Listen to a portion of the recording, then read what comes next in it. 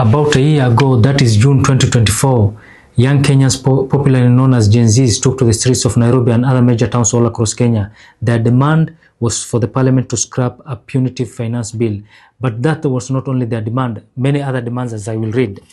And they demanded also an end to the high cost of living, an end to corruption and nepotism, and an end to government excesses and many other demands.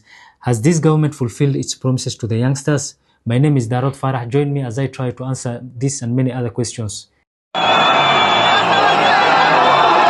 June last year, social media became the battleground for a generation fed up with the high cost of living and government excesses. What began as an online outrage quickly spilled onto the streets of Nairobi, Mombasa, Kisumu, and other major towns in Kenya. The finance bill of 2024, which many claimed will only worsen an already unbearable cost of living, became the flashpoint for protests that will briefly see parliament overrun by demonstrators, an event that sent shockwaves through the country's political establishment. The fallout was swift. The then deputy president was impeached, accused of secretly supporting the protest in what was widely seen as an attempt to destabilize President William Ruto's administration. But the government responded with force. Security agencies clamped down hard. Hundreds of young Kenyans were arrested, many went missing, and disturbingly, some were later reported dead.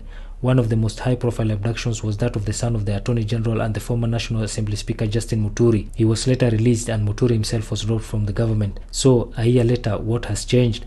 Apart from the finance bill being withdrawn, not much according to many Kenyans. Corruption scandals, inflated government tenders, lack of jobs for the youth, and high cost of living remain pressing issues. For a generation known for its digital activism and street protest, patience is running thin. And this week, tensions escalated yet again. Albert Ojwang, a young influencer, was reportedly arrested by police after a social media post criticizing a senior police officer.